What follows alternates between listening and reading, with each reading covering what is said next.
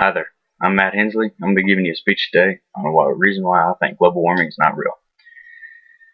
After listening to my speech, I hope to advise my audience that global warming is not real, and there's a very good chance that the researchers or scientists that raise money for global warming uses them for their own personal use, and they don't usually actually raise awareness or research global warming.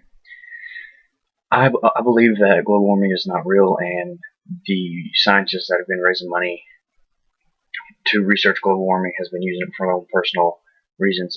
I believe this because if you just go back to just this winter, but if you want to do a bigger picture, you go back to the last 10. The winters in the past decade have been some of the coldest winters on record. It is flat out been cold. And a lot of the summers have been warmest too. Not as many warm summers compared to cold winters. I can remember a time just this winter, a few months ago, where I'm going outside and I'm debating on whether I should go and get a bigger jacket because my big coat or heavy coat, as you will, if you will, for them really cold days that are there for maybe a week and a half out of the whole winter, has been going on for months and months this whole winter. I've debated about going and getting a bigger jacket, a bigger coat. So that's what kind of brought me up to this question for my speech and a topic that I wanted to go over today with you, to try and raise a little bit of awareness. I've never really thought that global warming was real. I had no intentions of ever finding any real evidence of it. There's been a lot of researchers, and it's been a big debate, and you've got a lot of important people coming out and saying that global warming is real, and if we don't get a hold of it, then we're all going to catch on fire. Polar bears are going to be stuck on ice. As you can see in my visual aids, I've got a polar bear stuck on about a cubic foot of ice, and I just think that's preposterous. There's no way in the world a polar bear is going to be stuck on 1 cubic foot of ice because of global warming, because we drive cars that have use gas, and we have coal burning factories and stuff to that nature. The planet is so big, and we only populate so much of it. 70% of this Earth is water, right? So you're telling me that only 30% that we occupy, and there's not a person on every single spot of this Earth. So that's even less than that. I would say we probably only populate 10% of the whole Earth, maybe 15. That's just roughly guessing. And these researchers are trying to come out and tell me, hey, 10-15% of the Earth is going to completely destroy the Earth. No, I'm sorry. There's just no way I can believe it. And I believe it's the biggest con for researchers or scientists to get money out of you and I. And that's why I wanted to go ahead and bring this speech up. Scientists have always come up with cons. Back in the 60s and 70s, AIDS was one of them, where they wanted research and some money to be able to study to find a cure for it. And everyone always falls for it because they're usually somebody that was related to them, or they knew somebody for that. And they haven't had really, in the medical field, they really haven't had anything like that come on here lately. So now the scientists, I believe, are grasping for air, if you will, about trying to come up with money and another way to con you and I out of some money. And an article with the Examiner, which is a web-based database, you can look up a lot of information on it. It states that Al Gore has actually they have evidence of Al Gore using global warming funding money for his own personal uses. That right there just straight up just ruined any argument that anybody wants to tell and bring to me about global warming. It just completely ruins it. There's no way that I can believe somebody who really believes wants to put an end to global warming, but he uses the funds that he raises for his own thing for personal uses. It ruined it for me. So, and there's also another article on the dailymail.com.uk, which is a web-based newspaper out of the United Kingdom.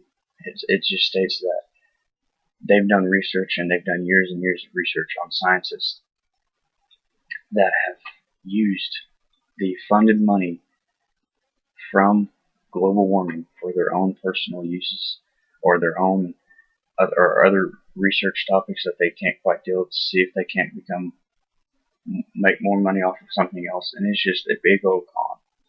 It's a scam, and I just hope that this brings awareness to help you and I, or someone you may know, that donates money to scientists, just not only global warming, but the whole scientists. I'm not saying don't donate money. We need these things. We need the medical field to get better. We need this to get better.